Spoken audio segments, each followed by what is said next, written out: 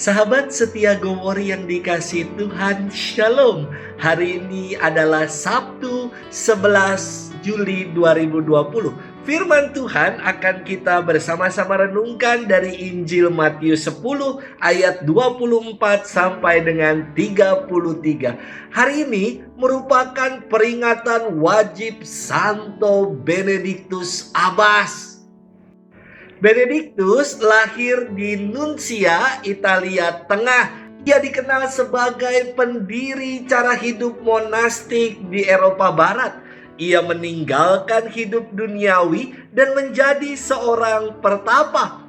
Selama 3 tahun, Benedictus bertapa di dalam gua di atas Gunung Subiaco yang jaraknya 50 mil dari kota Roma.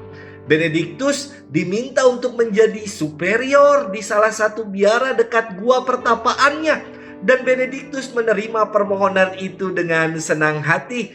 Ia berupaya untuk memperbaharui cara hidup para biarawan. Namun Benedictus tidak disukai dan dibenci oleh para biarawan yang hidupnya tidak disiplin. Maka suatu kali Benedictus pernah diracuni minumannya. Mukjizat terjadi ketika Benedictus menyentuh cawan yang berisi racun itu. Cawan itu pecah dan racun tumpah berantakan. Benedictus merupakan kakak dari Santa Scholastica, seorang religius sejati yang membaktikan diri untuk Tuhan dan sesama. Santo Benedictus Abbas mendirikan sebuah tarekat bernama Ordo Benedictine di Monte Cassino, dan ia wafat pada tahun 547. Mari kita siapkan hati kita untuk bersama-sama mendengarkan kabar sukacita Tuhan hari ini. Haleluya, haleluya, haleluya. Berbahagialah kalian kalau dicaci maki demi Yesus Kristus, sebab Roh Allah ada padamu. Haleluya, haleluya, haleluya. Tuhan bersamamu dan bersama rohmu. Inilah Injil Yesus Kristus menurut Santo Matius. Dimuliakanlah Tuhan. Pada waktu itu Yesus bersabda kepada ke-12 muridnya, "Seorang murid tidak melebihi gurunya, dan seorang hamba tidak melebihi tuannya. Cukuplah bagi seorang murid jika ia menjadi sama seperti gurunya, dan bagi seorang hamba jika ia menjadi sama seperti tuannya. Jika tuan rumah disebut Beelzebul, apalagi seisi rumahnya. Jadi janganlah kalian takut kepada mereka yang memusuhimu, karena tiada sesuatu pun yang tertutup yang takkan dibuka, dan tiada sesuatu pun yang tersembunyi yang takkan diketahui. Apa yang kukatakan kepadamu dalam gelap, katakanlah dalam terang. Dan apa yang dibisikkan ke telingamu, beritakanlah dari atas atap rumah. Dan janganlah kalian takut kepada mereka yang dapat membunuh tubuh, tetapi tidak berkuasa membunuh jiwa.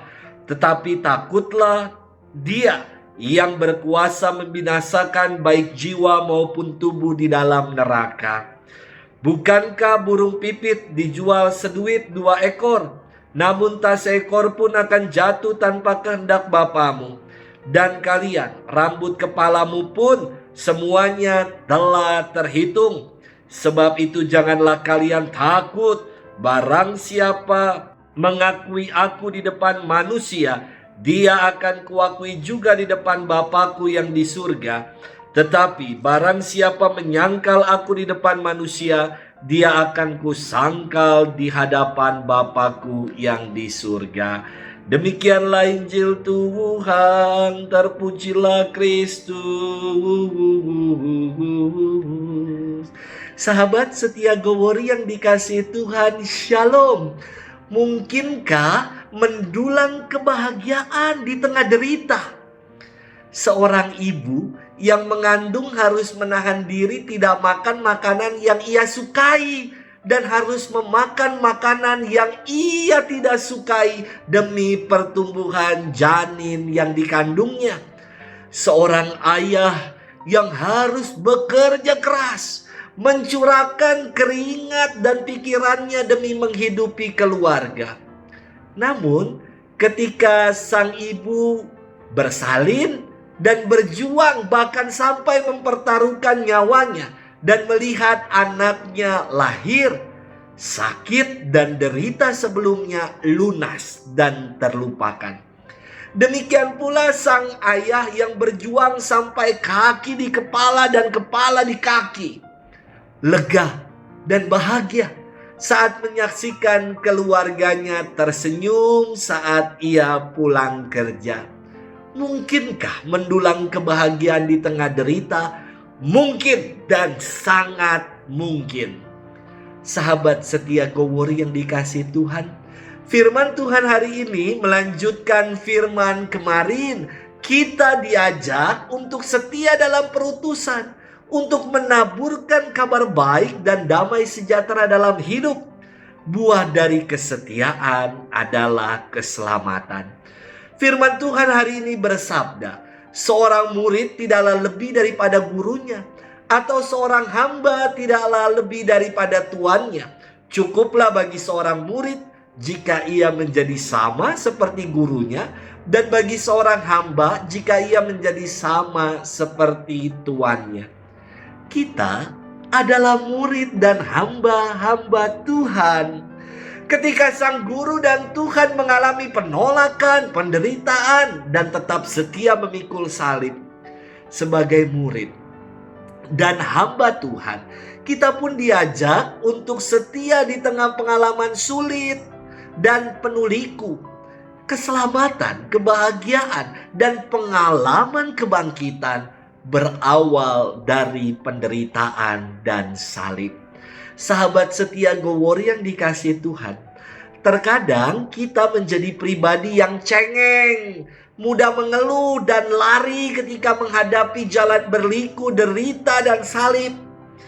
Hari ini kita diingatkan bahwa jalan keselamatan haruslah ditempuh melalui jalan salib. Ada dua jalan ketika kita menghadapi penderitaan dan pergumulan dalam hidup. Jalan pertama adalah lari menjauh, dan jalan kedua adalah setia menghadapinya bersama Kristus. Anda pilih jalan yang mana? Saya ingin memilih jalan yang kedua, setia menghadapinya bersama Kristus. Semoga Tuhan memberkati kita sekalian di dalam nama Bapa dan Putra dan Roh Kudus. Amin.